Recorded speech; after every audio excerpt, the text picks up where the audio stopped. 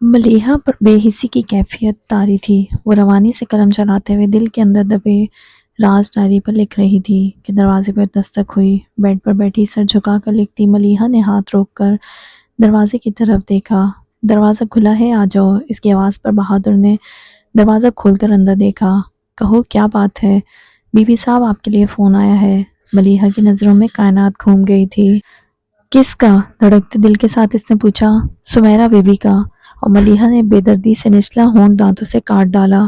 اسے کہو میں صبح بات کروں گی۔ بول کر وہ پھر سے ڈائری میں کچھ لکھنے لگی، پھر خود ہی کچھ سوچ کر ڈائری بند کر کے تکیے کے نیچے رکھی اور باہر آ گئی۔ سیڑھیوں کے اختتام پر ریلنگ کے ساتھ آبنوس کا اونچا اسٹول رکھا تھا جس پر فون رکھا رہتا تھا۔ بہادر نے ریسیور اٹھایا ہی تھا۔ ملیحہ نے ریسیور اس کے ہاتھ سے لے کر کہا تم جاؤ، پھر فون پر ہیلو کہا۔ تمہیں معلوم ہے آج وجدان کیوں نہیں آیا تھا؟ ملیحہ بھلا کیا کہہ سکتی تھی؟ سمیرہ نے اس کے بولنے کا انتظار بھی نہیں کیا۔ وجدان کا ایکسیڈنٹ ہو گیا تھا۔ ملیحہ کو ریلنگ تھامنا پڑی ورنہ وہ گر جاتی۔ پھر ریلنگ کے سہارے دھیرے دھیرے آخری سیڑھی پر بیٹھ گئی۔ وہ صبح لائبریری ہی آ رہا تھا کہ موڑ کاٹتے ہوئے بائک سلپ ہو گئی تھی۔ تمہیں یاد ہے صبح جب ہم جیم میں پھنس گئے تھے اور ڈرائیور نے بتایا تھا کہ کسی موٹر سائیکل والے کا ایکسیڈنٹ ہوا ہے؟ وہ وجدان تھا۔ وہ ٹھیک تو ہے؟ ملیحہ کی حلق سے پھنسی پھنسی آواز نکلی۔ ہاں ٹھیک ہے، شکر ہے۔ ملیحہ نے بے ساختہ شکر ادا کیا تو سمیرہ پوچھنے لگی اب تمہارا کیا فیصلہ ہوگا؟ میرا فیصلہ؟ اس نے گمسم سے سرگوشی کی۔ تبھی وجدان نے سمیرہ کے ہاتھ سے ریسیور لے لیا مگر ملیحہ کو بولتا سن کر چپ ہی رہا۔ جو کہہ رہی تھی فیصلہ کرنے کا اختیار کبھی بھی میرے پاس نہیں رہا۔ میرے فیصلے کا کیا پوچھتی ہو؟ فیصلہ تو ہو بھی چکا، اب تو بس عمل کرنا باقی ہے اور میرے پاس کوئی راہ فرار نہیں۔ اگر کوئی تھی بھی تو اب نہیں رہی۔ جانتی ہو ہادی بھائی نے مجھ سے کیا کہا؟ اس کی آنکھیں ڈبڈبا گئیں۔ وجدان سناٹوں میں گھرا اس کی آواز سن رہا تھا۔ ملیحہ نم آواز میں بولی انہوں نے کہا وہ مجھ سے محبت کرتے ہیں۔ میں بھی ہادی بھائی سے محبت کرتی ہوں اور اس محبت کے ساتھ میں نے ایک دعا بھی کی تھی کہ میری خوشی کی خاطر اپنا دکھ سہنے کا حوصلہ رکھنے والے کو کبھی دکھ نہ ملے۔ اگر میں ابھی جا کر ان سے کہوں کہ مجھے وجدان مصطفیٰ کا ساتھ بخش دیں تو وہ زمانے سے لڑ جائیں گے، مگر میں اس شخص کا ساتھ چھوڑنے کا حوصلہ کہاں سے لاؤں جو مجھے ساتھ چھوڑ کر جانے کی اجازت دے رہا ہو؟ حوصلہ تو وجدان میں بھی نہیں تھا کہ ملیحہ کو اس کا ساتھ چھوڑ کر اپنا ہاتھ تھامنے کو کہے۔ جس کا ساتھ چھوڑنے کی طاقت ملیحہ میں نہیں۔ بے اختیاری بے بسی نہیں ہوتی، بلکہ بے بسی تو یہ ہے کہ انسان کی بے اختیاری اس کے اختیار کی پابند ہو جائے۔ ملیحہ کی بے بسی وجدان کو بے بس کر رہی تھی، جو سست آواز میں کہہ رہی تھی محبت بوجھ نہیں ہوتی پھر بھی جھکا دیتی ہے۔ میں جھکتی جا رہی ہوں۔ ہادی بھائی نے میرے کندھوں پر محبت کا بوجھ اتنا بڑھا دیا ہے کہ میری پیشانی زمین سے جا لگی ہے۔ میں نظر نہیں اٹھا پا رہی، سر کیسے اٹھاؤں؟ اور وجدان، اس کی آواز میں درد گھل گیا۔ جب ملا تھا تو سوچا بھی نہیں تھا کہ یہ شخص میرے دل کا در بن جائے گا۔ وجدان کے اپنے دل میں درد اٹھا تھا جسے محسوس کیے بغیر وہ کہے جا رہی تھی اگر 24 گھنٹے پہلے کوئی مجھ سے پوچھتا تم وجدان سے محبت کرتی ہو تو میں کہتی ہاں میں وجدان سے محبت کرتی ہوں۔ لیکن اگر اس وقت کوئی مجھ سے یہ سوال پوچھے گا تو کہوں گی میں وجدان سے محبت نہیں کرتی۔ وجدان کو لگا وہ سانس نہیں لے پائے گا۔ مجھے وجدان سے عشق ہے۔ وجدان کو لگا وہ اب کبھی سانس نہیں لے پائے گا۔ اس نے اس بے دردی سے اپنا نچلا ہونٹ دانتوں تلے دبایا کہ خون رسنے لگا۔ ادھر ملیحہ کی آواز میں سسکیاں گھل گئی تھیں۔ پر وہ چیز جو میں زندگی میں کبھی نہیں سیکھ پائی، محبتوں کو کیٹیگرائز کرنا۔ میں کبھی جان نہیں پائی کیسے کسی کی محبت کو سب سے اوپر والے خانے میں رکھتے ہیں اور کیسے دوسری محبت کو نیچے والے خانے میں۔ مجھے بس محبت کرنا آتا ہے اور میں نے بابا جان سے، ہادی بھائی سے اور وجدان سے محبت کی، مگر جب نبھانے کی باری آئی تو کوئی ایک محبت بھی ڈھنگ سے نبھا نہیں پائی۔ اس کی آواز سسکیوں میں ڈوب گئی۔ کھنچے ہوئے چہرے کے ساتھ وجدان کی گرفت ریسیور پر سخت ہوتی جا رہی تھی۔ بے بس سی آواز ابھری کاش میری زندگی میں ایک معجزہ ہو جائے، میں آنکھیں بند کر کے کھولوں تو سامنے وجدان ہو۔ اس نے اصل میں آنکھیں بند کر کے کھولی، پھر غیر مرئی نقطے کو دیکھتے ہوئے کہنے لگی میں اسے وہ سب کہہ دیتی جو میرے دل میں ہے کہ اس کے بغیر مر جاؤں گی۔ وہ میری زندگی کا حاصل ہے، بہت چاہا ہے اسے، اتنا کہ اب اس چاہت سے دستبردار نہیں ہوا جاتا۔ اس سے الگ ہونے کا خیال میرے جسم سے روح کھینچ رہا ہے۔ کاش وہ کہیں سے آ جائے، ایک بار صحیح، آخری بار صحیح، میں اسے جی بھر کر دیکھ تو لوں۔ اب ایک عمر اس کے بغیر گزارنی ہے، کوئی تو سہارا ہو۔ اس نے ایک بار کہا تھا، آپ اپنے 24 گھنٹوں میں سے ایک پل مجھے نہیں دے سکتی؟ آج کوئی جا کر اس سے پوچھے اپنی پوری زندگی میں سے ایک پل مجھے نہیں دے گا؟ ایک پل، صرف ایک پل مجھے دے دے، ایک بار مجھ سے ملنے آ جائے، بس ایک بار۔ وہ دونوں ہاتھوں سے ریسیور تھامے تڑپ تڑپ کر روتے ہوئے فریاد کرتی جا رہی تھی۔ وجدان کا پورا وجود اس بارش میں بھیگ گیا۔ ملیحہ، اس نے بے چین ہو کر اسے پکارا۔ ملیحہ ایک دم چپ ہو گئی۔ وہ دم سادے بیٹھی تھی۔ وجدان کی آواز پہچاننے میں سے ایک سیکنڈ کی دیر نہیں لگی۔ کچھ دیر پہلے وہ کہہ رہی تھی کہ وجدان کہیں سے آ جائے، اور اب جب وہ اس کی آواز سن رہا تھا تو ملیحہ سے کچھ بولا ہی نہیں گیا۔ اس سے چند لمحوں کی خاموشی کے بعد چپ چاپ ریسیور کریڈل پر ڈال دیا۔ آفاق وجدان کے تناؤ بھرے چہرے کو دیکھ رہا تھا، جو لب بھینچے خاموش بیٹھا تھا۔ نہ جانے ملیحہ کیا کہہ رہی تھی کہ ریسیور پر اس کی گرفت سخت ہوتی جا رہی تھی۔ ضبط کی کوشش میں اس کی آنکھیں دہکنے لگیں۔ پھر ایک دم ہی اس نے بے قراری سے ملیحہ کا نام لیا، اور کچھ پلوں کی خاموشی کے بعد جب ملیحہ نے لائن ڈسکنیکٹ کر دی تو وجدان نے فون رکھ دیا۔ ملیحہ کیا کہہ رہی تھی؟ آفاق نے پوچھا تو وہ تھکے تھکے سے انداز میں مسکراتے ہوئے بولا، ملیحہ اتنا حق تو رکھتی ہیں کہ مجھے سولی پہ لٹکا کر سانس لینے کی سزا سنا دیں۔ پھر اس نے اپنے ہونٹ کاٹتے ہوئے آفاق کو دیکھا۔ آفاق، میں ملیحہ سے ملنا چاہتا ہوں۔ ملیحہ نے فون رکھا اور ریلنگ کا سہارا لے کر آہستہ سے اٹھی، اوپر کمرے میں آ گئی اور چلتے ہوئے اس نے بالکنی کا دروازہ کھول دیا۔ پھر سست قدموں کے ساتھ وہ جھولے میں آ بیٹھی۔ سرد ہوائیں چل رہی تھیں جن کے زور سے چائمز لے میں بج رہے تھے۔ سردی کی شدت نے پل بھر میں ملیحہ کے گال گلابی کر دیے تھے اور ہاتھ پیر برف کی مانند ٹھنڈے، مگر اس کی ہر حس جیسے مر چکی تھی۔ وہ وہیں پاؤں اوپر رکھ کر لیٹ گئی۔ ملیحہ نے آسمان کی طرف دیکھا۔ اسے 14ویں کا چاند پسند تھا۔ ملیحہ نے چاند کو دیکھ کر اندازہ لگایا، ابھی 14 تاریخ میں کچھ دن باقی تھے۔ کیا میں بس چاندنی کا انتظار ہی کرتی رہ جاؤں گی؟ کڑی دھوپ میری زندگی کا سایہ کب تک بنی رہے گی؟ اس نے تھک کر سوچا، پھر بہت دل سے دعا کی، یا اللہ مجھے اس آزمائش سے نکال دے۔ انتخاب میرے بس کی بات نہیں۔ اس کی وہ رات بھی آنکھوں میں کٹ گئی اور وہ پلک تک جھپک نہ پائی۔ فجر کی اذان کے ساتھ اس کے بے جان جسم میں حرکت ہوئی اور وہ اٹھ بیٹھی۔ نماز پڑھ چکی تو اس کے ہاتھ دعا کے لیے اٹھ گئے، مگر دعا نہیں کر سکی۔ ہاتھ اٹھاتے ہی جو دعا اس کے لب پر آنے کو مچلی تھی وہ نور الہدیٰ کے لیے بد دعا تھی، اور ملیحہ کبھی نور الہدیٰ کو بد دعا نہیں دے سکتی تھی۔ اس نے دعا کے لیے اٹھے ہاتھ گرا دیے اور جا نماز سے اٹھ گئی۔ ملیحہ کو پانی حلق سے اتارنا مشکل ہو گیا تھا، نوالیں کیا نگلتی، لیکن بابا جان اور نور الہدیٰ ناشتے پر آئے تو نور الہدیٰ اس کی غیر موجودگی کو محسوس کر کے بولے، ملیحہ ناشتہ نہیں کرے گی؟ اٹھ تو گئی ہوگی، دیر تک سونے کی اسے عادت نہیں ہے۔ بابا جان نے یہ نہیں بتایا کہ وہ ناشتے کے لیے منع کر چکی ہے، بلکہ کہا ملیحہ اپنے کمرے میں ناشتہ کرے گی۔ اس جھوٹ کی وجہ بھی تھی، وہ جانتے تھے کہ یہ سن کر ملیحہ نے ناشتہ کرنے سے منع کر دیا ہے، نور الہدیٰ سیدھے اس کے پاس پہنچ جائیں گے اور پھر شاید اس کے ستے ہوئے چہرے کو دیکھ کر کچھ اخذ بھی کر لیں، اور اب ملیحہ کا مستقبل ان کے ہاتھ میں تھا۔ بابا جان نہیں چاہتے تھے کہ ملیحہ کی طرف سے ان کے دل میں کبھی بال بھی آئے۔ وہ ایک باپ کی طرح اپنی بیٹی کی نادانی پر پردہ ڈالے رکھنا چاہتے تھے۔ ملیحہ کے لیے نور الہدیٰ کا دل بہت کشادہ تھا، مگر بابا جان جانتے تھے بیوی کے لیے اکثر مردوں کا دل تنگ ہو جاتا ہے، اس لیے بابا جان نہیں چاہتے تھے کہ وہ مشکوک ہوں۔ لیکن نور الہدیٰ کے لیے یہ تبدیلی بھی حیران کن تھی۔ کمرے میں کیوں؟ بابا جان قصداً مسکرا کر بولے، بھائی ہمارے ہاں شادی کی تاریخ طے ہو جاتی ہے تو لڑکی کا لڑکے سے پردہ کرا دیا جاتا ہے، اب شادی تک ملیحہ تمہارے سامنے نہیں آ سکتی۔ اوکے، نور الہدیٰ مسکرائے۔ ناشتے سے فارغ ہوئے کچھ ہی دیر ہوئی تھی کہ ملیحہ کی خالہ اور ممانیہ اس کی کزنز کے ساتھ آ گئیں۔ بابا جان نے خوش دلی سے انہیں ویلکم کرتے ہوئے ملیحہ کی خالہ سے کہا، فریال ہوتی تو ملیحہ کی شادی بہت دھوم دھام سے کرتی، اب تمہیں سب انتظام کرنا ہے، میں تو ان معاملات میں بالکل اناڑی ہوں۔ فکر مت کریں بھائی صاحب، ملیحہ میری اپنی بیٹی ہے، میں اور بھابیاں مل کر سب سنبھالیں گی۔ آمنہ نے خلوص سے یقین دلایا، انشاءاللہ کہیں کوئی کسر نہیں رہے گی بھائی صاحب، بڑی ممانی نے کہا۔ پھر واقعی انہوں نے سب انتظامات خوش اسلوبی سے سنبھال لیے۔ لون کافی کشادہ تھا، صرف چوڑائی ہی 500 گز پر تھی اور 20,000 گز پر بنے قصر فاروقی کے گرد دائرے کی شکل میں چاروں طرف پھیلا تھا اور مہمانوں کی تعداد محدود تھی۔ افتخار حسن اور منیر حسن کے خاندان اور آمنہ کی فیملی کے علاوہ گنے چنے کچھ خاص لوگ ہی تھے، اس لیے ڈیسائیڈ ہوا کہ فنکشن قصر فاروقی میں ہی ارینج کیا جائے گا۔ مہندی کا دن آ گیا مگر ملیحہ کی حالت میں کوئی فرق نہیں آیا۔ اس کے احساسات پر برف جم چکی تھی، شام ڈھل چکی تھی اور قصر فاروقی جگمگاتی روشنیوں سے بقائے نور بنا ہوا تھا۔ پیلے کاٹن کے سلور گوٹا لگے شلوار قمیص میں ملیحہ کے کانوں میں موتیوں کے بالے جھول رہے تھے۔ دونوں کلائیوں میں بھر بھر کر پہنی کانچ کی چوڑیوں کے آگے موتیے اور گلاب کے مہکتے گجرے اس کی دودھیا کلائیوں میں سجے تھے۔ اس کے لمبے بالوں کو موتیے کی لڑیوں سے گوند کر چوٹی کی شکل میں سنوارا گیا تھا۔ کاٹن کا پیلا دوپٹہ اس نے سر پر اوڑھ رکھا تھا۔ لڑکیاں اسے اپنی ہمراہی میں لیے کمرے سے باہر آئیں، جو 2 دن سے اس کی مستقل قیام گاہ بنا ہوا تھا، اور سیڑھیاں اتر کر ہال کے باہر والے دروازے سے ہوتی لان میں آ گئیں۔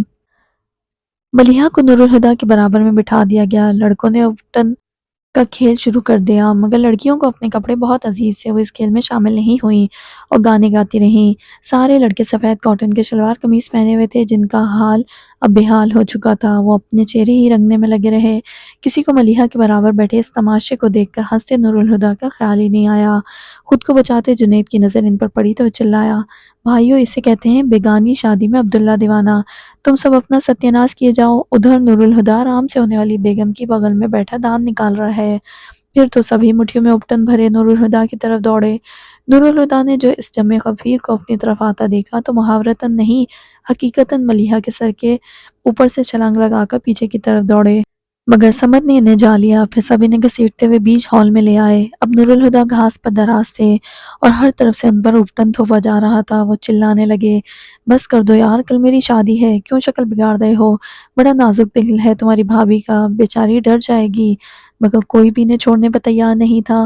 گھونگھٹ میں لاتعلق بیٹھی ملیحہ نے نور الہدیٰ کی آواز سنی تو سر اٹھا کر دیکھا۔ واقعی نور الہدیٰ کے چہرے پر اتنا ابٹن ملا گیا تھا کہ لڑکوں کے شکنجے میں ملیحہ کو انہیں پہچاننے میں دقت ہوئی، اور جب پہچان لیا تو بے ساختہ ذرا سا مسکرائی۔ 3 دن بعد ملیحہ نے سمیرہ کے بے جان چہرے پر کچھ دیکھا تھا، اور وہ بھی مسکراہٹ۔ اسے اپنا سانس بحال ہوتا محسوس ہوا، جیسے لوہا لوہے کو کاٹتا ہے اور زہر زہر کا علاج ہوتا ہے۔ خدا کرے نور الہدیٰ کی محبت وجدان کی محبت کا زخم کا مرہم بن جائے، آمین، اس نے دل میں دعا کی۔ سر اٹھانے کی وجہ سے ریشمی آنچل ملیحہ کی پیشانی سے پیچھے کو سرک گیا تھا۔ پل بھر کے لیے نور الہدیٰ کی نظر اس پر پڑی تھی۔ 3 دن بعد اس کا چہرہ دکھائی دیا تھا۔ وہ اسے دیکھتے رہ گئے۔ ملیحہ اب بھی غائب دماغی کی حالت میں تھی، اسے چہرہ چھپانے کا خیال ہی نہیں آیا، الٹا ان کی حالت پر مسکرا دی۔ اسے مسکراتا دیکھ کر تو نور الہدیٰ اندر تک شانت ہو گئے تھے، پھر ہنستے ہوئے زور سے بولے، اب اور تو میری درگت نہ بناؤ، وہ دیکھو میری دلہن ہنس رہی ہے۔ ان کے میری دلہن کہنے پر ایک دم سے ملیحہ کی مسکراہٹ غائب ہو گئی، اور اس نے سر کو جھکا کر چہرہ چھپاتے ہوئے سمیرہ سے گھونگھٹ ٹھیک کرنے کو کہا۔ نور الہدیٰ کو اس کا گریز بھی اچھا لگا تھا۔ آج گھونگھٹ گرا لو، کل تو میں ہی گھونگھٹ اٹھاؤں گا۔ انہوں نے ملیحہ کے ڈھکے چھپے وجود کو دیکھ کر دل میں محفوظ سی سرگوشی کی۔ سمیرہ تکیہ گود میں لیے بیڈ پر بیٹھی تھی۔ 1 بجنے والا تھا اور نیند کا دور دور تک کوئی پتہ نہیں تھا۔ یوں بھی آج کل وہ اور ملیحہ جاگنے کا شغل ہی کیا کرتی تھیں۔ دونوں چپ چاپ بیٹھ کے دور دراز کونوں پر لیٹی چھت کو اندھیرے میں گھورتی رہیں۔ ملیحہ باتھ روم سے باہر آئی تو ہاتھوں اور پیروں پر لگی مہندی دھل چکی تھی۔ سمیرہ نے دیکھا تو ملامت کرنے لگی، مہندی ابھی کیوں دھو دی؟ صبح دھوتی تو رنگ نکھر جاتا۔ رنگ تو اب بھی نکھرا ہوا ہے۔ اس نے ہاتھ سمیرہ کے آگے کیے جن پر مہندی کا رنگ بہت گہرا تھا۔ سمیرہ نے اس کے ہاتھ پکڑ کر دیکھے، پھر مسکرا کر بولی، نور الہدیٰ تم سے بہت پیار کرتے ہیں، اس میں تو کوئی شک نہیں۔ اس کے عام سے لہجے میں ناز مفقود تھا۔ سمیرہ نے اسے دیکھا، تمہیں اس بات کی کوئی خوشی نہیں ہے کہ جس شخص سے تمہاری شادی ہو رہی ہے وہ اس دنیا میں سب سے زیادہ تمہیں چاہتا ہے؟ خوشی کیوں نہیں ہوگی؟ ہر لڑکی چاہتی ہے کہ شوہر کی منچاہی ہو۔ اب بھی اس کے لہجے میں کوئی غیر معمولی پن نہیں آیا تھا۔ پھر بات بدلنے کو بولی، چائے پیو گی؟ اپنے لیے بنانے جا رہی ہوں۔ تم اور چائے؟ سمیرہ حیران ہو کر بولی، ہاں۔ ملیحہ نے آرام سے کہا، اصل میں نور الہدیٰ کو چائے بہت پسند ہے، تم کو زیادہ ہی ان کی پسند ناپسند کا دھیان نہیں رکھنے لگی؟ سمیرہ تیکھے لہجے میں بولی، جب ان کی خاطر اپنی پسند ہی چھوڑ دی تو ان کی پسند اپنانے میں کیا حرج ہے؟ اس نے وجدان کا نام نہیں لیا تھا، پھر بھی سمیرہ سمجھ گئی وہ وجدان کی بات کر رہی ہے۔ اب اس نے یہی عادت اپنا لی تھی کہ کہیں بے اختیاری میں وجدان کا ذکر زبان سے سرزد ہو بھی جاتا تو بھی اس کا نام نہیں لیتی تھی۔ منگنی والے دن کے بعد سمیرہ نے اس کی زبان سے وجدان کا نام نہیں سنا تھا۔ وہ گہری نظروں سے اسے دیکھتی رہی، پھر سانس بھر کر کہا، تم بیٹھو میں چائے بنا کر لاتی ہوں۔ وہ چائے بنانے کے لیے اٹھ گئی تو ملیحہ فارغ بیٹھنے کے بجائے اپنے اسٹوڈیو میں آ گئی۔ اسے نیا کینوس اٹھا کر ایزر پر رکھا، برش ہاتھ میں لے کر سوچنے لگی کہ کیا بنائے۔ پھر کسی شعوری کوشش کے بغیر ہی اس کا ہاتھ کینوس پر چلنے لگا۔ سمیرا آئی تو وہ پوری طرح کینوس میں کھوئی ہوئی تھی اور اس کا ہاتھ بہت تیزی سے چل رہا تھا۔ اسے مگن دیکھ کر آواز دینے کے بجائے کپ ٹیبل پر رکھتے ہوئے سمیرا اسٹوڈیو میں آ گئی اور اس کی پشت سے آگے ہو کر دیکھا کہ وہ کیا بنا رہی ہے، مگر کینوس پر نظر پڑتے ہی اس کا دماغ بھگ سے اڑ گیا۔ سمیرا نے وحشت زدہ نظروں سے ملیحہ کے چہرے کو دیکھا تو اس کو ٹھٹکنے کو محسوس کر کے ملیحہ نے اسے دیکھ کر کہا، تمہیں کیا ہوا ہے؟ سمیرا نے کچھ بولے بغیر سکتے کسی کیفیت میں کینوس کی طرف دیکھا تو ملیحہ کی حیران نگاہوں نے بھی اس کی نظروں کے تعاقب میں کینوس پر دیکھا۔ سمیرا کو جو محسوس کر کے حیرت ہوئی، اس پر خود ملیحہ بری طرح چونک گئی تھی۔ وہ ادھورا پورٹریٹ اتنا واضح تھا کہ وجدان کا چہرہ اس میں نظر آ جاتا۔ ملیحہ کو دھیان بھی نہیں تھا کہ وجدان کا چہرہ پینٹ کر رہی ہے۔ اپنی بے بسی پر اس کی آنکھوں میں آنسو آ گئے۔ وہ لب کچلتی ہوئی برش رکھ کر وہاں سے ہٹ گئی۔ سمیرا اس کے پیچھے بالکنی میں آئی تو وہ گھٹنوں میں چہرہ ٹکائے جھولے میں بیٹھی تھی۔ سمیرا آہستگی سے اس کے ساتھ بیٹھ گئی، جو پتھرائی ہوئی آنکھوں سے ایک ٹک سامنے دیکھے جا رہی تھی۔ اس کی خاموشی نے سمیرا کو اداس کر دیا تھا، مگر خود وہ بھی کوشش کے باوجود بول نہیں پا رہی تھی۔ کئی بوجھل پل گزر گئے تو ملیحہ کی خوابیدہ آواز سنائی دی۔ سمیرا نے سر اٹھا کر اسے دیکھا جو کہہ رہی تھی، میں مرنا نہیں چاہتی، مگر کچھ دنوں سے لگ رہا ہے کہ میرے اندر سب کچھ مرتا جا رہا ہے، یہاں تک کہ زندگی بھی۔ یہ کہہ کر وہ اپنے ہی لفظوں پر گھبرا اٹھی اور گمسم بیٹھی سمیرا کا ہاتھ پکڑ کر ٹوٹ کے فریاد کرنے لگی، میں مرنا نہیں چاہتی سمیرا، پلیز مجھے بچا لو، میری سانسیں، میرا دل گھٹ رہا ہے، ہر دھڑکن کے ساتھ دل رکتا جا رہا ہے، مگر میں مرنا نہیں چاہتی، اور اس شخص کا خیال مجھے جینے نہیں دے گا، مجھے بچا لو سمیرا، بچا لو مجھے، نہیں تو میں مر جاؤں گی۔ سمیرا کے دل کو کچھ ہوا تھا، وہ یکدم ہی ملیحہ سے لپٹ کر رونے لگی، پھر خود ہی اس سے الگ ہو کر روتی ہوئی اڑ گئی۔ میں ملیحہ کی طرف سے بہت فکر مند ہوں اظہر، وہ مجھے ٹھیک نہیں لگتی۔ مہندی کے تقریب کے دوران ملک ناصر نے ملیحہ کے بے حس سے رویے کو خاص طور پر محسوس کیا تھا، اور اب اسٹڈی میں بیٹھے وہ بابا جان سے اپنی پریشانی کا اظہار کر رہے تھے۔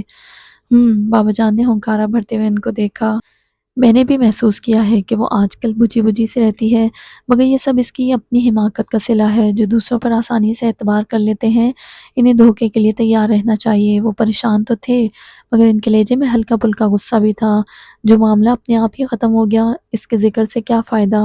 ملک ناصر نے ان کے غصے کو محسوس کیا، لیکن اس شادی کو ملتوی کیا جا سکتا تھا، ابھی وہ ایک صدمے سے نہیں سنبھلی اور تم نے اس کے سامنے دوسری آزمائش کھڑی کر دی ہے۔ شادی یقیناً ملتوی ہو سکتی ہے، لیکن اس التوا کی وجہ کیا بیان کی جائے؟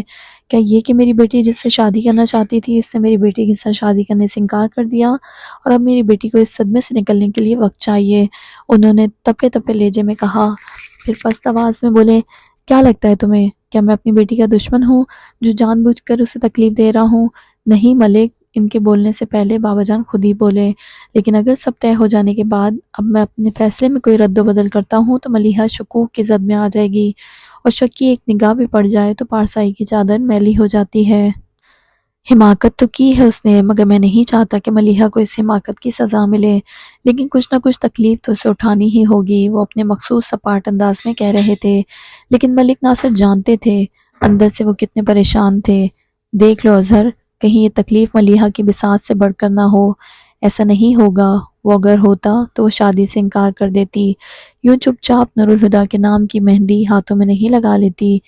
تم بھول رہے ہو اظہر، اسے چپ رہنے کی عادت ہے، میں یہ نہیں بھول سکتا ملک کہ ایک شخص نے اسے بولنا سکھا دیا ہے، اور اگر وہ مجھ سے یہ کہنے کی جرات کر سکتی ہے کہ اسے وجدان سے شادی کرنی ہے تو وہ یہ بھی کہہ سکتی ہے کہ اسے نورالہدیٰ سے شادی نہیں کرنی، لیکن اس نے ایسا کچھ نہیں کہا، تو اس کا مطلب یہی ہوا کہ اسے اعتراض نہیں، یوں بھی خاموشی نیم رضامندی ہوتی ہے۔ انہوں نے کہہ کر بات ختم کر دی۔ ملیحہ کی زندگی کا سب سے کڑا دن طلوع ہو گیا تھا۔ سمیرا منتظر رہی، اب وہ رو پڑے گی، اب وہ سب کا دامن چھوڑ دے گی، اب وہ چیخ چیخ کر فریاد کرے گی، کوئی ہے جو میری زندگی لے کر مجھے وجدان دے دے، مگر ملیحہ کے ہونٹوں سے اف تک نہیں آئی۔ ہاں، مگر اس کی نمازیں کچھ زیادہ طویل ہو گئی تھیں۔ نماز پڑھ کر پچھلے 3 دن کی طرح دعا مانگے بغیر ہی ملیحہ نے جائے نماز اٹھا دیا، تو سمیرا نے دیکھ کر ٹوکا، دعا تو مانگ لو۔ وہ تھکن بھرے انداز میں مسکرائی، ایک کا سکھ دوسرے کا دکھ، تم ہی بتاؤ کس کے لیے کیا مانگوں؟ ملیحہ تو آج نیم جان ہو چکی تھی، چہرہ تھا کہ انگارے کی طرح دہک رہا تھا، اور ہاتھ پاؤں برف کی مانند ٹھنڈے ہو رہے تھے۔ بڑی ممانی نے اس کے ہاتھوں کی ٹھنڈک محسوس کی تو پریشان ہو گئیں۔ دیکھو ذرا آمنہ، اس کے ہاتھ کیسے ٹھنڈے ہو رہے ہیں۔ آمنہ خالہ اس کے ہاتھ اپنے ہاتھوں میں لے کر نرمی سے دباتے ہوئے بولی، ہاتھ تو واقعی بہت ٹھنڈے ہو رہے ہیں، مگر شادی کے خیال سے اکثر لڑکیوں کا حال ایسا ہو جاتا ہے۔ آپ پریشان نہ ہوں، لیکن اسے کھانا پینا بھی تو چھوڑ رکھا ہے۔ سمیرہ ہی زبردستی کچھ کھلا دے تو کھلا دے، اور آج تو وہ بھی منتیں کرتی رہ گئی، مگر ملیحہ نے پانی کا گھونٹ تک نہیں بھرا۔ اب شادی کو ایسا بھی یہ کیا ہوا بنا دیا ہے، پھر یہ کون سا دور جانے والی ہے، ایک کمرے سے دوسرے کمرے کا سفر ہے، گوہر نے کہا، جو خود بھی کراچی سے بیاہ کر لاہور گئی تھی۔ لیکن یہ مختصر سے سفر زندگی بدلنے والے ہیں، اور زندگی کا بدلاؤ تو اچھے اچھوں کو ہلا دے، جبکہ ملیحہ تو ویسے بھی حساس ہے، چھوٹی ممانی نے مدبرانہ انداز میں کہا تھا۔ شام سے ذرا پہلے ہی شہر کی ماہر ترین بیوٹیشن ملیحہ کو سنوارنے آ پہنچی۔ گہری افسردگی کی چادر اوڑھے، ویرانی لیے ستے ہوئے چہرے کے ساتھ بھی ملیحہ پر روپ ٹوٹ کر برسا تھا۔ سائمہ نے اسے دیکھا اور نظر اتارتے ہوئے کہا، نورالہدیٰ واقعی خوش قسمت ہے اور قسمت کا دھنی ہے۔ ملیحہ خوبصورت بھی ہے اور خوبصیرت بھی۔ اب تو مجھے بھی ان کی خوش قسمتی کا یقین ہونے لگا ہے۔ سمیرہ نے اس کی بات سنی تو بت کی مانند بے حس و حرکت بیٹھی ملیحہ کو دیکھ کر ہولے سے کہا، ایک بارات ہی تو نہیں آئی تھی، مگر باقی رسمیں تو ہو سکتی تھیں۔ ادھر نورالہدیٰ نیوی بلو کلر کے ڈنر سوٹ میں نک سے تیار ہو کر لان میں بنے اسٹیج پر جلوہ افروز تھے۔ ادھر ملیحہ کو گھیرے میں لیے بیٹھی لڑکیاں دودھ پلائی اور جوتا چھپائی جیسی رسموں کے لیے بھاگ رہی تھیں۔ تم نہیں جاؤ گی؟ دونوں ممانیاں تو میزبانی کے لیے پہلے ہی لان میں تھیں، بس آمنہ خالہ ہی ملیحہ کے پاس بیٹھی تھیں۔ سب لڑکیاں رسموں کے لیے اٹھ گئیں، مگر سمیرہ وہیں بیٹھی رہی۔ تو انہوں نے سمیرہ سے کہا، وہ سر جھکائے ملیحہ سے فاصلے پر بیٹھی تھی۔ آمنہ خالہ کی آواز پر سر اٹھا کر انہیں دیکھتے ہوئے کہا، دل نہیں چاہ رہا پھپھو۔ اس کی بات پر وہ ہنس پڑی، تمہارے دل کو کیا ہو گیا ہے؟ سمیرہ نے کچھ کہنا چاہا، پر اس سے پہلے ہی ارم آ دھمکی، پھپھو امی کہہ رہی ہیں آپ نیچے آ جائیں، دیکھو ذرا دلہن کو اکیلا چھوڑ کر آ جاؤں۔ انہوں نے خود کلامی کرتے ہوئے اپنی بھابھی کی عقل مندی کو سلام کیا، پھر ارم سے بولی، کام کیا ہے انہیں؟ وہ تو نہیں پتا۔ ارم نے بھول پن سے سر دائیں بائیں ہلاتے ہوئے کہا، آفاق بھائی نے بس اتنا کہا ہے کہ جا کر آپ سے کہوں کہ امی بلا رہی ہیں، کام تو نہیں بتایا، پوچھا ہوں؟ رہنے دو، میں خود دیکھ لیتی ہوں۔ وہ بول کر اٹھی اور ارم بھی ان کے ساتھ ہی واپس چلی گئی۔ ملیحہ خاموش بیٹھی اپنی چوڑیوں کو دیکھ رہی تھی، پھر یوں ہی اس نے سمیرہ کی طرف دیکھا۔ سمیرہ ایسے ہی دیکھ رہی تھی۔ ملیحہ قصداً ذرا سا مسکرائی اور پوچھا، کیسی لگ رہی ہوں؟ سمیرہ خاموش بیٹھی اسے دیکھتی رہی اور کچھ نہ کہا۔ ملیحہ مسکراہٹ کو کچھ اور پھیلا کر بولی، سب کہہ رہے ہیں میں دلہن بن کر بہت اچھی لگ رہی ہوں۔ ہاں، آخر سمیرہ بول پڑی، اچھی تو لگ رہی ہو، مگر ٹھیک نہیں لگ رہی۔ میں ٹھیک ہوں، وہ مستقل مسکرا رہی تھی۔ سمیرہ چڑ سی گئی، یوں مسکرا کر تم دھوکہ کس کو دینا چاہ رہی ہو، مجھے یا اپنے آپ کو؟ اپنے آپ کو، اس نے آرام سے تسلیم کر لیا۔ تمہارے رونے پر مجھے اتنی تکلیف نہیں ہوتی جتنی اس وقت تمہاری مسکراہٹ کو دیکھ کر ہو رہی ہے۔ اس کی آواز میں دکھ تھا۔ ملیحہ کے ہونٹوں سے مسکراہٹ غائب ہو گئی۔ سمیرہ ترہم آمیز نظروں سے اسے دیکھ کر بولی، میں یہ تو نہیں کہہ سکتی کہ تمہارا فیصلہ غلط ہے، لیکن تم نے اچھا نہیں کیا، نہ اپنے ساتھ نہ وجدان کے ساتھ۔ وجدان کا نام برچھی کی طرح اس کے اندر اتر گیا، تو وہ جھٹکے سے اٹھ کھڑی ہوئی، کچھ پل خود کو سنبھالنے میں لگے۔ نکاح کا وقت ہو چکا اور نیچے چلتے ہیں۔ پھر اس کے انتظام میں رکی نہیں، بھاری شرارے کو اٹھائے تیز قدموں سے چلتے ہوئے دونوں ہاتھوں سے دھکیل کر دروازے کے پٹ وا کر دیے، اور اسی پل پتھر کی ہو گئی۔ اس کے بالکل سامنے وجدان کھڑا تھا، بلیک ڈریس پینٹ پر بلیک شرٹ پہنے، کلین شیو، چہرے پر شیو بڑھی ہوئی تھی۔ اس کی آنکھیں دیکھ کر لگ رہا تھا کہ کئی راتوں سے نہیں سویا۔ اس کے سر پر پٹی نہیں بندھی ہوئی تھی، مگر کچھ دن پہلے لگنے والی چوٹ کا نشان فراخ پیشانی پر بکھلے سیاہ بالوں میں سے ابھار کی صورت جھانک رہا تھا۔ وہ لب بھینچے ملیحہ کو دیکھ رہا تھا۔ گولڈن کلر کے کوڑے کے نفیس کام والے سرخ شرارہ سوٹ میں زیورات سے سجی ملیحہ کے وجود سے بھینی بھینی خوشبو اٹھ رہی تھی۔ مہندی لگے ہاتھوں میں بھر بھر کر کانچ کی چوڑیاں پہنے وہ مکمل دلہن کا روپ لیے ہوئے تھی۔ وجدان کو حق نہیں تھا، ورنہ وہ اس دلہن کو منہ دکھائی میں اپنی جان دے دیتا۔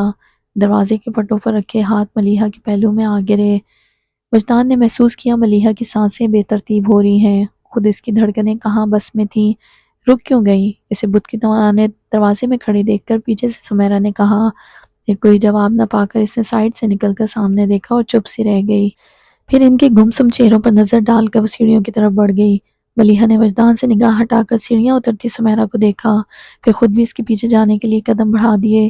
سیڑھیوں تک جانے کے لیے وہ وجدان کے برابر سے گزری تو بے اختیار ہی وجدان نے اس کی کلائی تھام کر اسے روک لیا۔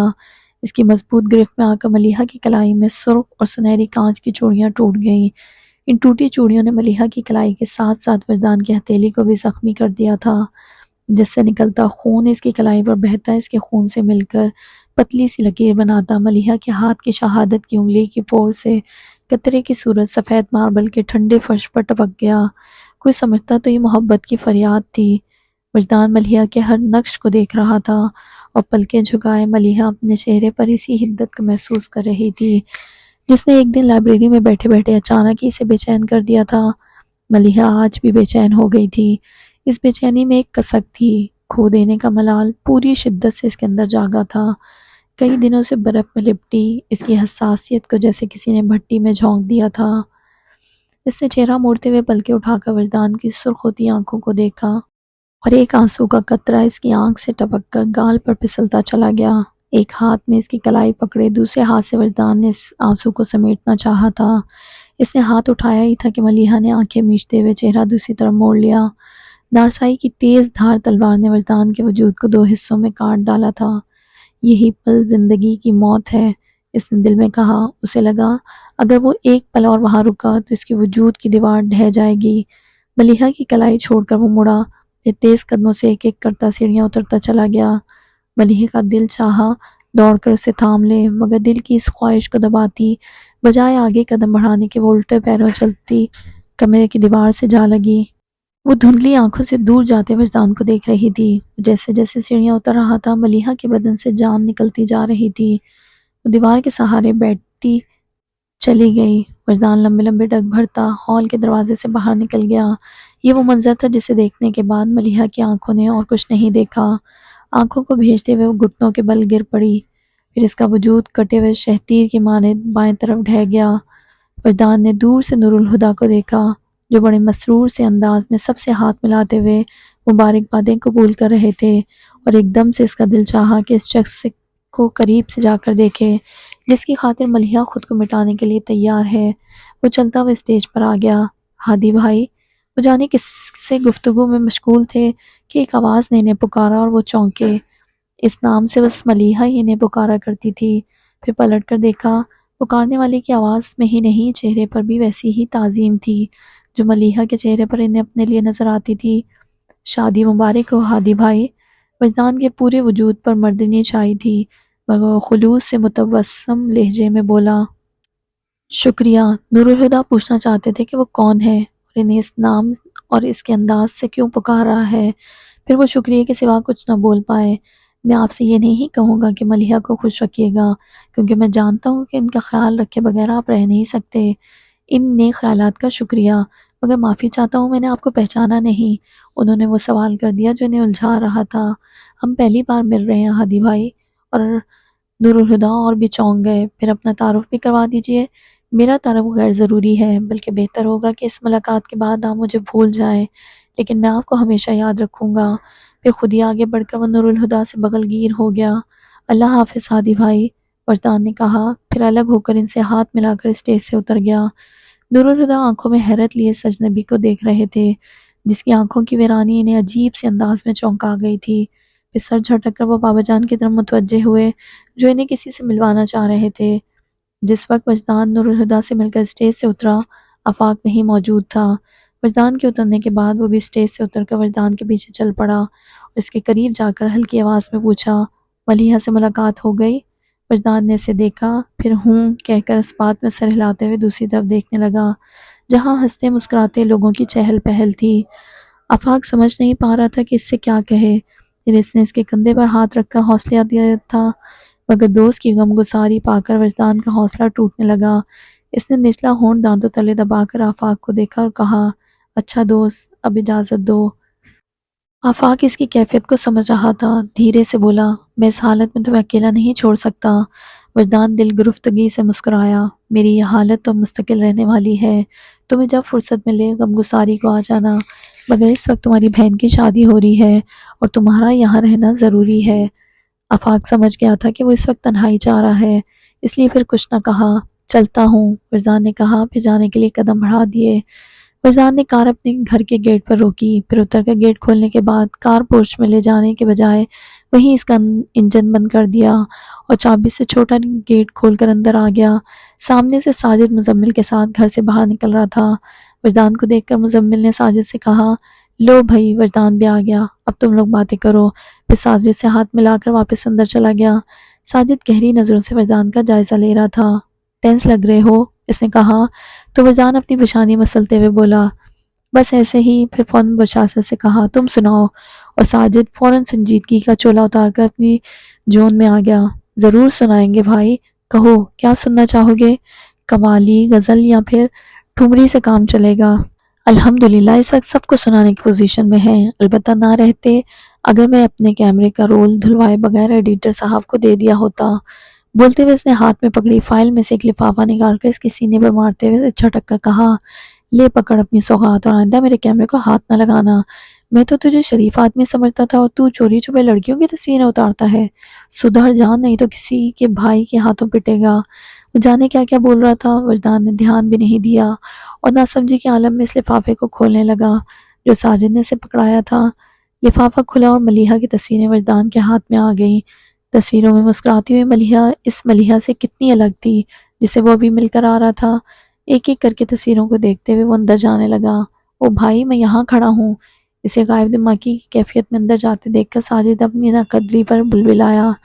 وجدان سست رفتاری سے چلتا لاؤنج میں آ گیا جہاں روز کی طرح سب موجود تھے اور چائے پی رہے تھے، لیکن وجدان نے کسی کی طرف دیکھا بھی نہیں اور اپنے کمرے میں جانے کے لیے سیڑھیوں کی طرف بڑھ گیا۔ مصطفیٰ عظیم خاموشی سے اسے جاتے ہوئے دیکھ رہے تھے۔ سمیرہ مہمانوں کے درمیان مگر اس رخ سے بیٹھی تھی کہ کوئی بھی اگلے دروازے یا پچھلے لان کی طرف جاتا تو فوراً اس کی نظر میں آ جاتا۔ اس نے وجدان کو آتے دیکھا تو ملیحہ کے پاس جانے کے خیال سے کھڑی ہو گئی، لیکن پھر وجدان کو نور الہدیٰ کے پاس جاتے دیکھ کر رک گئی۔ کچھ سیکنڈز کے بعد وہ اسٹیج سے اترا، اس کے پیچھے ہی آفاق بھی اسٹیج سے اتر گیا۔ پھر دونوں میں مختصر سی بات چیت ہوئی۔ وجدان چلا گیا تو سمیرہ نے مایوسی سے سر جھٹک دیا۔ ایک پل کو اسے لگا تھا کہ شاید وجدان نور الہدیٰ کو سب بتا دے گا، لیکن خود کو نارمل کرتے ہوئے وہ پچھلے لان کی طرف آ گئی۔ اس نے آپنوسی دروازے کی چوکھٹ پر قدم رکھا ہی تھا کہ اوپر زینے پر کمرے کی دروازے کے سامنے بے ہوش پڑی ملیحہ پر اس کی نظر ٹھہر گئی۔ نہ جانے وہ کیا احساس تھا جس نے سمیرہ کو دہلا دیا۔ پھپھا جان، کسی خوف کے زیر اثر وہ چلائی اور بجائے ملیحہ کے پاس جانے کے لیے الٹے قدموں باہر کو دوڑ پڑی۔ پھپھا جان، ملیحہ اتنا بول کر ہی ہانپنے لگی تو بابا جان پریشانی بھری عجلت سے بولے، کیا ہوا ملیحہ کو؟ سینے پر ہاتھ رکھ کر دل کو قابو کرتے ہوئے اس نے سہمی ہوئی آواز میں کہا، ملیحہ اپنے کمرے کے باہر بے ہوش پڑی ہے۔ اس کی بات پوری بھی نہیں ہوئی تھی کہ نور الہدیٰ گلے میں پڑی پھولوں کی مالا کھینچ کر اتارتے اندر کی طرف بھاگے۔ بابا جان بھی ان کے پیچھے تھے۔ نور الہدیٰ نیچے سے ہی ملیحہ کے بے ہوش وجود کو دیکھ چکے تھے۔ وہ کئی سیڑھیاں ایک ساتھ پھلانگتے ملیحہ کے پاس آ بیٹھے اور پھر پھرتی سے اپنے بازو پر سیدھا کیا۔ اس کا چہرہ پسینے سے تر تھا، پلکیں نم ہو رہی تھیں، نیم واں ہونٹوں میں مدھم ارتعاش تھی، اس کی سانسیں اٹک رہی تھیں اور دل اتنے زور سے دھڑک رہا تھا کہ نور الہدیٰ اس کی بے ترتیب دھڑکنوں کو اپنے سینے پر محسوس کر رہے تھے۔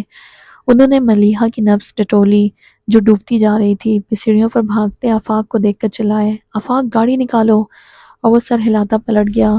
نور الہدیٰ کی چھٹی حس خطرے کا اشارہ دے رہی تھی۔ پاس ہی بیٹھے پریشان سے بابا جان کو کوئی دلاسا دیے بغیر انہوں نے آنن فانن ملیحہ کو بازوں میں اٹھا لیا اور تیزی سے سیڑھیاں اترتے چلے گئے۔ مہمانوں میں افراتفری مچی تھی، ہر طرف سے کیا ہوا کی آوازیں آ رہی تھیں۔ آفاق کار کا انجن اسٹارٹ کر چکا تھا۔ سمد نے پھرتی سے آگے بڑھ کر پچھلی سیٹ کا دروازہ کھول دیا۔ اتنے میں بابا جان دوسری طرف کا دروازہ کھول کر بیٹھ چکے تھے۔ نور الہدیٰ نے ملیحہ کو ان کی گود میں لٹا دیا اور خود اگلی سیٹ پر بیٹھ گئے۔ نور الہدیٰ کے بیٹھتے ہی آفاق نے کار کو طوفانی رفتار سے آگے بڑھا دیا۔ چند لمحوں کی افراتفری کے بعد فضا ایک دم ساکت ہو گئی تھی۔ حیرت کی زیادتی سے ہر شخص جیسے پتھر کا ہو گیا تھا۔ کچھ دیر پہلے جہاں رنگ و بو کا سیلاب تھا، کہکوں اور مسکراہٹوں کا دریا امڑ رہا تھا، وہاں اب ایک یک لخت اندیشوں کے سائے لہرانے لگے تھے۔ یا اللہ! دروازے کے آگے بنے چھوٹے سے برآمدے کی سیڑھیوں پر بے دم ہو کر بیٹھتی سمیرہ کے لبوں سے دعا کی صورت ایک پکار نکلی تھی۔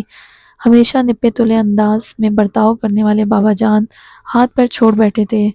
کبھی وہ ملیحہ کے ہاتھ چومتے، کبھی اس کے چہرے کو، پھر اس کے گال تھپکتے ہوئے آوازیں دینے لگتے، اور جب پکار رائگاں جاتی تو اسے خود میں بھیج کر سسکنے لگتے۔ اے اللہ، میرے حوصلے کو نہ آزما۔ یہ دعا ان کی زبان کا ورد بنی ہوئی تھی۔ نور الہدیٰ بار بار مڑ کر دیکھ رہے تھے، ان کی آنکھوں میں تشویش بڑھتی جا رہی تھی۔ اچانک بابا جان کو دھیان آیا کہ ملیحہ دلہن بنی ہوئی ہے، تو وہ آنکھیں جھپک کر دھند کو صاف کرتے ہوئے اس کا چہرہ دیکھنے لگے۔ بابا جان نے زندگی میں کئی صدمے جھیلے تھے، مگر کبھی ان کی آنکھ نم نہیں ہوئی تھی، لیکن ملیحہ کو دیکھتے دیکھتے ان کی آنکھیں بھر آ گئیں تو اس کی پیشانی پر ہونٹ رکھ کر رو پڑے۔ تبھی انہیں احساس ہوا کہ ان کے ہاتھ میں پکڑا ملیحہ کا ہاتھ ان کے ہاتھ سے سرک گیا ہے۔ وہ ٹھٹک کر اپنے خالی ہاتھ کو دیکھنے لگے، پھر گھبرا کر ملیحہ کے بند پلکوں کو دیکھا اور زور سے چلائے، آفاق گاڑی تیز چلاؤ۔ آفاق پہلے ہی فل اسپیڈ میں ڈرائیو کر رہا تھا، ان کے لہجے کی سرسراہٹ کو محسوس کر کے اس نے رفتار مزید بڑھا دی۔ ہسپتال کے ایمرجنسی ڈپارٹمنٹ کے گیٹ پر گاڑی رکتے ہی نور الہدیٰ اترے اور پچھلی طرف کا دروازہ کھول کر ملیحہ کو نکالنے لگے۔ اسٹریچر لاؤ کی آواز لگاتا آفاق پیچھے آیا اور ملیحہ کو نکالنے میں نور الہدیٰ کی مدد کرنے لگا۔ کوئی شخص تیزی سے اسٹریچر دوڑاتا ہوا آیا تھا، ان دونوں نے ملیحہ کو کار سے نکال کر اسٹریچر پر ڈال دیا۔ اس دوران باقی لوگ بھی پہنچ گئے تھے۔ ایک ہجوم ملیحہ کے اسٹریچر کے ساتھ ہسپتال میں داخل ہوا تھا۔ ایمرجنسی کی اطلاع پا کر ایک ڈاکٹر تیزی سے اس طرف آیا اور رکے بغیر اسٹریچر کو چلاتے رہنے کا اشارہ کرتے ہوئے خود بھی اسٹریچر کے ساتھ ساتھ تیز سے چلتا ملیحہ کی نبض چیک کرنے لگا۔ اسے شک سا ہوا۔ 1 منٹ، ڈاکٹر کی آواز پر سبھی تھم گئے۔ ڈاکٹر نے اسٹیتھوسکوپ کانوں پر لگا کر ملیحہ کی دھڑکنیں چیک کی، پھر کوٹ کی جیب سے چھوٹی ٹارچ نکال کر اس کی روشنی باری باری ملیحہ کے پپوٹوں کو اٹھا کر اس کی آنکھوں میں ڈالی، پھر سیدھا ہوتا ہوا میں سر ہلاتا پیچھے ہٹ گیا۔ کیا ہوا؟ بابا جان نے سرسراتی آواز میں پوچھا۔ ڈاکٹر انہیں دیکھ کر تعصب سے بولا، "شی از ڈیڈ۔ اس نے کہا تھا وہ مر جائے گی اور وہ مر گئی۔" سمیرہ کے اندر عجیب سی بےقلی پھیلی تھی۔ اس نے نظر گھما کر اپنے آس پاس دیکھا۔ لان میں مہمانوں کے لیے ڈیکوریٹڈ کرسیاں اور میزیں لگی تھیں، مگر مہمان جا چکے تھے۔ انہیں اندازہ ہو گیا تھا کہ یہ شادی غیر اعلانیہ طور پر کینسل ہو چکی ہے۔ پھر وہ رک کر کیا کرتے؟ سامنے ہی تازہ پھولوں کے ساتھ خوبصورتی سے بنا اسٹیج تھا جو ویران پڑا تھا۔ لان میں تیز روشنیاں جل رہی تھیں جنہوں نے رات کو دن میں بدل دیا تھا۔ قصر فاروقی کی بیرونی دیواروں پر چھت سے رنگین برقی کمکمے لٹکتے ہوئے جھلملا رہے تھے۔ یہ جھلملاہٹ ان میں لگے پودوں اور درختوں کے تنوں سے بھی لپٹی تھی۔ کسی کو بھی ان روشنیوں کو گل کرنے کا خیال نہیں آیا تھا۔ آتا بھی کیسے؟ سبھی تو شوق میں تھے۔ صرف باہر سے ہی نہیں، قصر فاروقی اندر سے بھی دلہن کی طرح سجا تھا۔ گلاب اور موتی کے پھولوں کی لڑیاں ہر طرف بھائیں پھیلائے کھڑی تھیں، مگر اس سج دھج کے باوجود اچانک ہی ہر چیز ویران لگنے لگی۔ سجا سنورا مگر اداس، بالکل ملیحہ کی طرح، سمیرہ نے سوچا اور سر گھٹنوں میں چھپا لیا۔ ٹھنڈے فرش پر بیٹھے بیٹھے اس کا جسم اکڑنے لگا تھا جب کہیں جا کے ہارن کی آواز سنائی دی۔ اس نے سر اٹھا کر دیکھا، آفاق کی گاڑی پورچ میں آگے جا کر رک گئی تھی۔ بچے کچے مہمانوں نے گاڑی کو گھیرے میں لے لیا، مگر اس میں سے آفاق اور سمد ہی برآمد ہوئے تھے۔ وہ بھی نظر چراتے ان کے نرغے میں سے نکل گئے۔ سمیرہ نے دیکھا آفاق کے ہاتھوں میں لال رنگ کی پوٹلی اٹھا رکھی تھی اور وہ اسی کی طرف آ رہا تھا۔ وہ پاس آ کر کھڑا ہو گیا تو سمیرہ سر اٹھا کر اس کا چہرہ دیکھتے ہوئے بولی، ملیحہ کہاں ہے؟ سمیرہ کو لگا اس کے سوال پر آفاق کی آنکھیں نم ہوئی ہیں۔ اس نے کوئی جواب دیے بغیر وہ پوٹلی سمیرہ کے ہاتھوں میں رکھ دی۔ سمیرہ دیکھتے ہی پہچان گئی کہ یہ وہی سیلف اور گنزا کا لال کامدانی دوپٹہ تھا جو اس شام ملیحہ نے اوڑھے رکھا تھا۔ اس نے کانپتے ہاتھوں سے دوپٹے کی تہہ ہٹائی تو اس میں رکھا زیورات کا ڈھیر دیکھ کر اس کا دل بیٹھنے لگا۔ اسے کسی چیز کو ہاتھ لگانے کی ضرورت نہیں تھی، اسے معلوم تھا یہ ملیحہ کے زیور ہیں۔ سائمہ نے گھبرا کر دوپٹہ سمیرہ سے لے لیا، پھر زیور الٹ پلٹ کر سرسراتے لہجے میں بولی، یہ تو ملیحہ کے زیور ہیں، میں نے خود سمیرہ کے ساتھ مل کر اپنے ہاتھوں سے اسے پہنائے تھے۔ آفاق کچھ نہ کہہ سکا۔ جو زیور تم نے ملیحہ کو پہنائے تھے میں انہیں لاش پر سے اتار کر لایا ہوں۔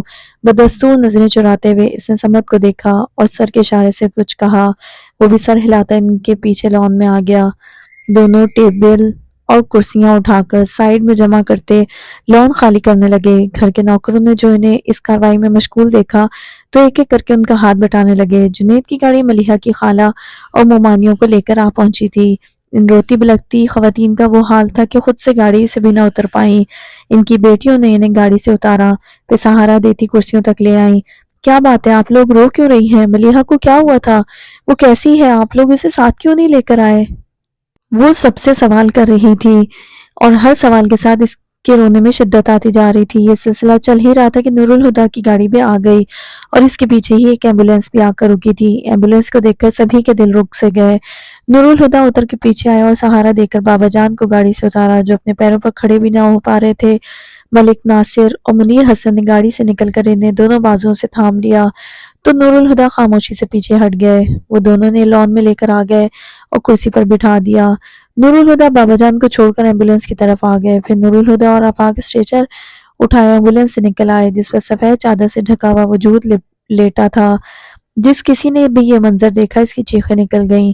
نڈھال ہوتے بابا جان نے اسٹریچر کو دیکھا جسے نور الہدیٰ ملیحہ کے کزنز کے ساتھ لان میں لے جا رہے تھے۔ ان کی زبان سے نالہ و فریاد بلند ہونے لگی۔ سمیرہ کا سانس رکا جا رہا تھا۔ اس کا دل چاہا اسے قیامت تک خبر نہ ہو کہ چادر سے ڈھکا وہ وجود کس کا ہے۔ اپنی اس خواہش کے باوجود وہ اٹھی اور چلتی ہوئی اسٹریچر کے پاس آ گئی۔ وہ چند لمحے چادر کا کونا مٹھی میں جکڑ کر کھڑی رہی، پھر اس نے جھٹکے سے چادر الٹ دی اور موت کی آغوش میں سوئی ملیحہ کا چہرہ بے نقاب ہو گیا۔ سمیرہ اسٹریچر کے پاس گر پڑی۔ وہ آنکھیں پھاڑے بے یقینی سے ملیحہ کو دیکھ رہی تھی، جس کا گلابی چہرہ موت کے اثر سے سفید ہو گیا تھا۔ اس کی آنکھوں میں ستارے چمکتے تھے، مگر موت کے بوجھ سے بند ہوئی پلکوں تلے اب روشنی کی ہر کرن دب چکی تھی۔ اس کے ہر لمحہ مسکراتے ہونٹ ہمیشہ کے لیے ساکت ہو چکے تھے۔ روح جسم کا ساتھ چھوڑ چکی تھی، مگر اس کے ہاتھوں سے مہندی کی خوشبو اب بھی آ رہی تھی۔ اس نے ملیحہ کے ہاتھ کی پشت کو ذرا سا چھوا تو ملیحہ کی کلائی میں چوڑیاں کھنک گئیں۔ اس دھیمے شور نے سمیرہ کے ضبط میں شگاف ڈال دیے۔ روکتے روکتے بھی اس کی لبوں سے آہیں نکل گئیں اور وہ ملیحہ سے لپٹ کر دیوانہ وار رونے لگی۔ نور الہدیٰ نے اسے رشک بھری نظروں سے دیکھا تھا۔ خود ان کا دل چاہ رہا تھا کہ وہ بھی اونچی آواز میں روئیں، اتنی اونچی آواز کہ ان کی فلک شگاف چیخیں آسمانوں کے اوپر ملیحہ کے کانوں تک پہنچ جائیں، مگر ان کی آنکھیں صحرا بنی ہوئی تھیں۔ لب بھینچتے ہوئے انہوں نے بابا جان کی طرف دیکھا۔ ان کی شخصیت کا رعب و دبدبہ نہ جانے کہاں جا سویا تھا۔ اس وقت تو وہ ایک بے کس غمزدہ باپ تھے جنہیں اکلوتی بیٹی کی موت نے توڑ دیا تھا۔ نور الہدیٰ کو ان پر ترس آنے لگا۔ تھک کر وہ اپنے وجود کی ڈھارس دینے کے لیے اٹھ گئے۔ نور الہدیٰ کا کندھا میسر آیا تو بابا جان کے رہے سہے ہوش بھی کھو گئے۔ ان کے سینے میں منہ چھپا کر وہ رونے لگے۔ میری ملیحہ مر گئی، میری عمر بھر کی کمائی لٹ گئی، جس کا چہرہ دیکھنے کے لیے 7 سال ترس کر گزار دیے، وہ ایک پل میں مجھے چھوڑ گئی۔ جسے ہاتھ تھام کر چلنا سکھایا، اس نے میرے ہاتھوں میں جان دے دی اور میں اپنی بیٹی کو بچا بھی نہ سکا۔ موت اتنی ارزاں ہو گئی ہے، کہیں سے مجھے لا دو۔ نور الہدیٰ ٹوٹ رہے تھے، مگر ان کا ضبط نہ ٹوٹا۔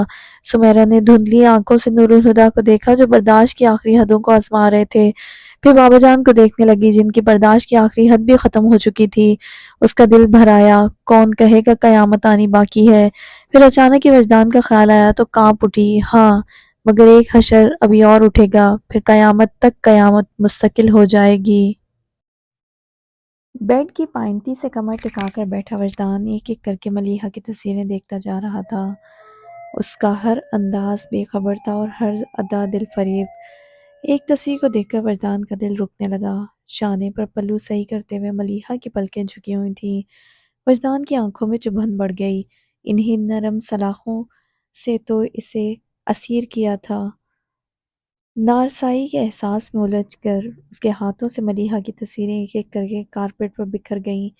وجدان کی نظر خالی ہاتھ کی ہتھیلی پر پڑی تو وہ غور سے ان خون آلود لکیروں کو دیکھنے لگا جنہوں نے اس کی قسمت بدل دی تھی۔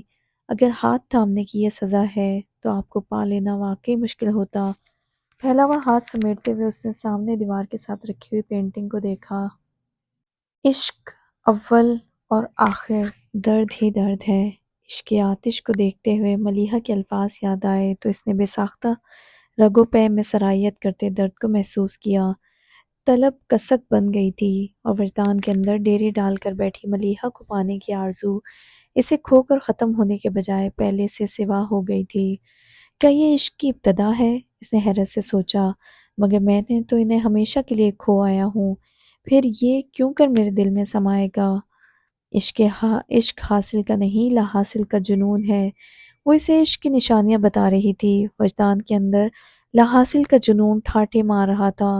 عشق کا جنم جدائی کی کوکھ سے ہوتا ہے، جدائی درد دیتی ہے۔ اب وجدان کے دل میں اس درد کے سوا اور کیا تھا؟ جب یہ درد لہو بن کر جسم میں بہتا ہے تو پھر کوئی امید باقی نہیں رہتی۔ آج وجدان کے لیے امید ختم ہو چکی تھی۔ عشق وہ آتش ہے جو جلائے تو راکھ نہیں کرتا، فنا کر دیتا ہے۔ لیکن جستجو باقی تھی اور لا حاصل کی جستجو نے وجدان کے اندر الاؤ دہکا دیا تھا، جس کے شعلوں میں گھر کر وہ ہر احساس کھوتا جا رہا تھا۔ ہاں مجھے عشق ہے، اس نے اعتراف کیا تو ملیحہ کا اعتراف کرنا یاد آ گیا۔ مجھے وجدان سے عشق ہے۔ عشق کی آگ میں جلنا آسان نہیں۔ ملیحہ کے اعتراف نے اس کے درد کو بڑھا دیا تو اپنی تکلیف کو بھول کر ملیحہ کی تکلیف اس کی زبان کا گلہ بن گئی۔ یا اللہ، عشق کی بھٹی میں سلگنے کے لیے کیا میرا وجود کافی نہیں تھا، جو تو نے انہیں بھی اس آگ میں اتار دیا؟ جس انسان کو عشق ہو جائے تو چوٹ دوسرے کو لگتی ہے، پر درد سے اپنا جسم کراہ اٹھتا ہے۔ دوسرے کی چوٹ کا درد سہنا آسان نہیں۔ یہی وجہ ہے کہ یہ جستجو ہر کوئی نہیں کر پاتا۔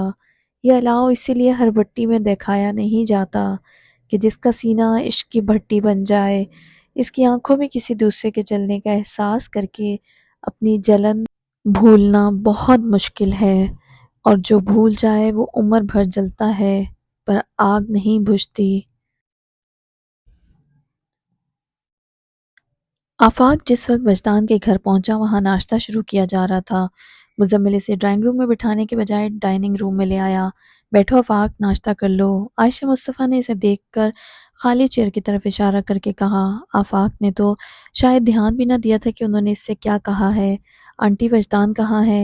اوپر اپنے کمرے میں اسے ہی ناشتے کے لیے بلانے جا رہی تھی۔ پھر غور سے آفاق کی اتری شکل کو دیکھ کر بولی، تم پریشان لگ رہے ہو، سب خیریت تو ہے؟ آفاق چھپا نہیں پایا تو سرنفی میں ہلاتا ہوا آہستگی سے بولا، کل رات کو میری کزن کی ڈیتھ ہو گئی ہے، آج ظہر کے وقت اس کا جنازہ ہے۔ انا للہ و انا الیہ راجعون، انہوں نے تعصب سے زیر لب پڑھا۔ جنازے میں شرکت کے لیے میں وجدان کو اپنے ساتھ لینے آیا ہوں، آپ ناشتہ تیار رکھیے، میں اسے لے کر آتا ہوں۔ وجدان کے کمرے کا دروازہ پوری طرح سے بند نہیں تھا، اس میں جھری سی بنی ہوئی تھی جس میں سے روشنی چھن کر باہر آ رہی تھی۔ آفاق نے ہاتھ رکھ کر پورا دروازہ کھول دیا۔ وہ سر بیڈ کی پائنتی سے ٹکائے کارپٹ پر بیٹھا چھت کو گھور رہا تھا۔ ملیحہ کی تصویریں اس کے گرد بکھری پڑی تھیں۔ آفاق جانتا تھا وجدان کو ملیحہ کے مرنے کی خبر دینا دنیا کا سب سے کٹھن کام ہو سکتا ہے، مگر پھر بھی وہ حوصلہ کرتا یہاں تک چلا آیا تھا۔ مگر وجدان کی حالت دیکھ کر اس کی ہمت جواب دے گئی۔ وجدان، بڑی دقتوں سے اس نے وجدان کا نام لے کر اسے مخاطب کیا تھا جو ابھی تک اس کی موجودگی سے بے نیاز تھا۔ وجدان نے نظروں کا زاویہ بدل کر آفاق کو دیکھا، پھر سیدھا ہوتے ہوئے بے اختیار پوچھنے لگا، ملیحہ کیسی ہیں؟ آفاق کے لب بھنج گئے، وہ سمجھ نہیں پایا کہ اس سوال کا کیا جواب دے، پھر اسے یہی بہتر لگا کہ اس کے سوال کو نظر انداز کر دے۔ اٹھ کر تیار ہو جا وجدان، تمہیں میرے ساتھ چلنا ہے۔ کہاں؟ اگر کہیں وجدان نے اپنے سوال کو نظر انداز ہونے کو محسوس بھی کیا تھا تو جتایا نہیں۔ تم چلو تو یہ بھی پتہ چل جائے گا، مجھے ساتھ لے جانا ضروری ہے؟ آفاق سمجھ رہا تھا کہ وہ کمرے سے باہر جانے پر ٹال مٹول کر رہا ہے، مگر اس کی حالت ایسی تھی کہ وجدان کا خیال کیے بغیر جھنجھلا گیا۔ ضروری نہ ہوتا تو تمہیں لینے نہیں آتا، اور پلیز اب مزید کوئی سوال مت کرنا، میں بہت پریشان ہوں۔ پھر وجدان نے کوئی سوال نہیں کیا اور اسی کے ساتھ چلنے کو تیار ہو گیا۔ آفاق ڈرائیو کرتے ہوئے خود میں اتنی ہمت جمع کرتا رہا جس سے وہ وجدان کو خبر کر سکے، مگر اسے الفاظ ہی نہیں مل پائے جن میں وہ اسے ملیحہ کے مرنے کی خبر سناتا۔ وجدان نے بھی کوئی سوال نہیں کیا اور گردن جھکائے اپنے ہاتھوں کو دیکھتا چپ بیٹھا رہا۔ گاڑی رک چکی تھی۔ وجدان نے کار کا رکنا محسوس کر کے باہر دیکھا تو چونک گیا، پھر اپنے انداز کی تصدیق کے لیے اس نے بڑے سے لوہے کے سیاہ گیٹ کے بائیں طرف بیلوں سے ڈھکی اس سلور جگمگاتی پلیٹ کو دیکھا جس پر سیاہ روشنائی سے قصر فاروقی کنندہ تھا۔ تو مجھے یہاں کیوں لائے ہو؟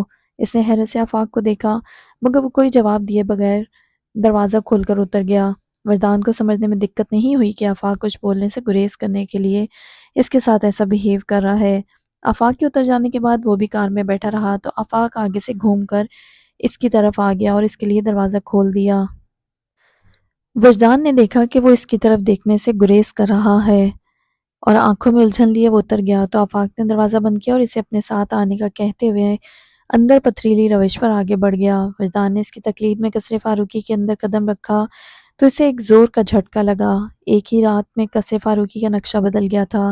رات قصر فاروقی کے در و دیوار سے رنگ و بو کا آسمان امڑ رہا تھا، لیکن دن کے اجالے میں وہاں ویرانی ڈیرا ڈالے ہوئے تھی۔ رات جن کی خوشگپیوں اور خوشیوں کے بیچ کان پڑی آواز سنائی نہیں دے رہی تھی، اب وہی لوگ سایوں کی طرح بے آواز گردش کر رہے تھے اور احتیاط سے چل رہے تھے کہ آہٹ بھی سنائی نہ دے رہی تھی۔ با رونق چہرے بے رونق ہو چکے تھے۔ آوازیں سرگوشیوں میں ڈھل گئی تھیں، تھوڑے تھوڑے وقفے سے قصر فاروقی کے اندرونی حصے میں سسکیوں کی آوازیں ابھر جاتی اور لان میں بیٹھے کئی مردہ چہرہ چھپا کر اپنی آنکھوں کے گوشوں سے نمی سمیٹنے لگتے۔ تھوڑا آگے جا کے وجدان کی نظر اس گوشے پر پڑی جہاں ٹیبلوں کو ڈھیر کی صورت جمع کر کے ان پر کرسیاں الٹ کر رکھی ہوئی تھیں اور ان کے آگے ہی لان کی گھاس پر دری ڈال کر قالین بچھے تھے جن پر چاندنی بچھائے بیٹھے لوگ ہاتھوں میں سپارے لیے قرآن پاک کی تلاوت کر رہے تھے۔ انہی لوگوں کے درمیان وجدان نے بابا جان کو بیٹھے دیکھا تھا۔ رات کو وجدان نے جب انہیں دیکھا تھا تو وہ سر اٹھائے پرتمکنت انداز میں بڑی شان سے نور الہدیٰ کے لیے اسٹیج کی طرف جا رہے تھے۔ ان کے قدموں کی دھمک محسوس کی جانے والی تھی۔ جب وہ خاص انداز میں گردن کو اٹھا کر بے تاثر نظر سے کسی کو دیکھتے تو بیچارہ بلا وجہ ہی مروب ہو جاتا، مگر اب تو ان کی گردن اس قدر جھکی ہوئی تھی کہ تھوڑی سینے کو پہنچی ہوئی تھی۔ کمر میں خم ڈال کر بیٹھے ان کے دونوں شانے آگے کو ڈھلک گئے تھے۔ ہمیشہ بے تاثر رہنے والی ان کی آنکھوں میں بے بسی انتہا کو پہنچ رہی تھی۔ وہ رو نہیں رہے تھے، پھر بھی وجدان نے اندازہ لگایا کہ اب تک کی عمر میں بچا کر رکھے سارے آنسو وہ کل رات کو بہا چکے ہیں۔ آخر ایسی کیا واردات ہوئی ہے؟ اس نے حیرت سے سوچا اور اگلے ہی پل اس کی حیرت کئی گنا بڑھ گئی۔ نور الہدیٰ بابا جان کے پاس آئے اور گھٹنا ٹکا کر بیٹھتے ہوئے سرگوشی میں ان سے کچھ کہنے لگے۔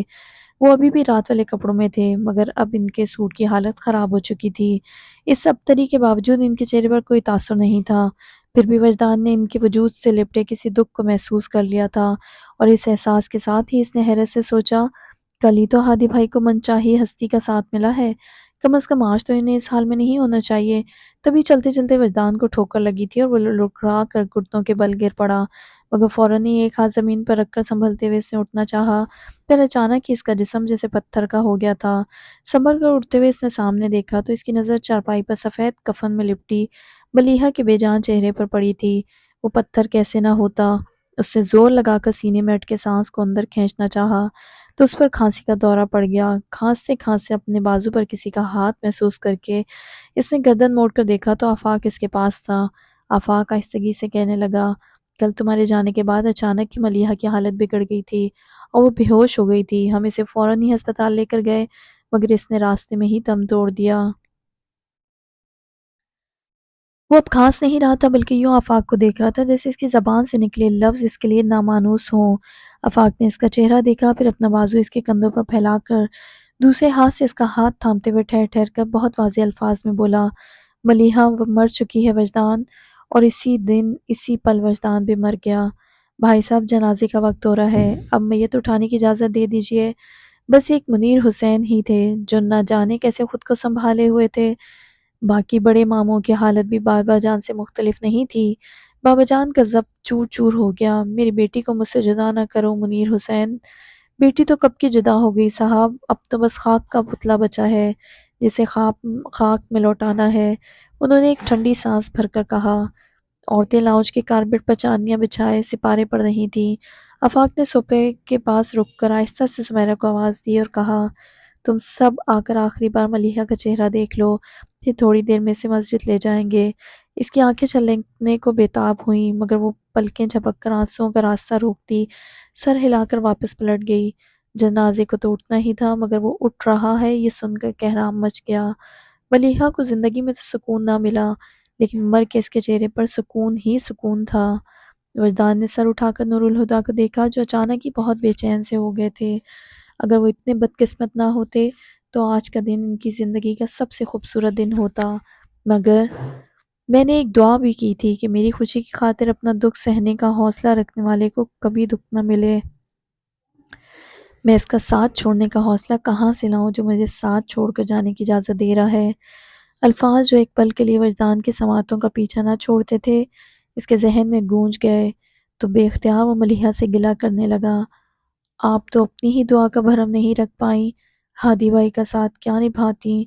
اس نے ابھی تک اپنے دل میں جھانک کر بھی نہیں دیکھا تھا کہ وہاں کتنی تباہی پھیلی ہے اور آیا کچھ بچا بھی ہے کہ نہیں۔ وہ نور الہدیٰ کو سوچ رہا تھا کیونکہ ملیحہ نے نور الہدیٰ سے آگے نہیں سوچا تھا۔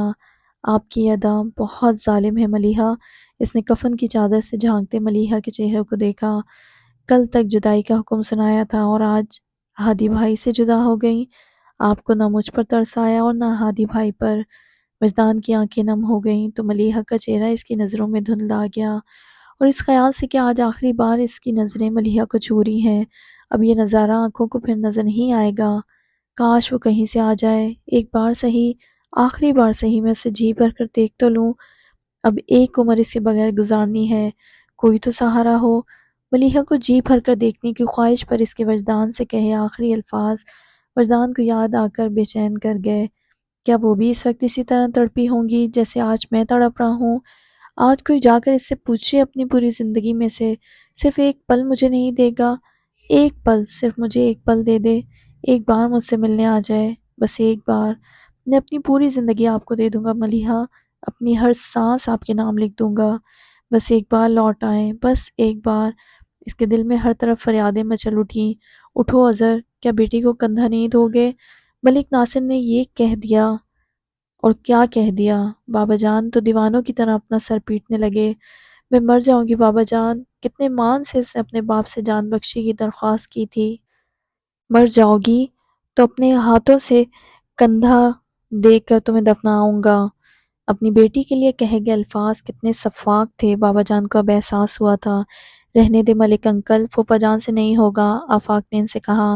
وجدان اٹھ کر ملیحہ کے سرہانے بائیں جانب آ کھڑا ہوا۔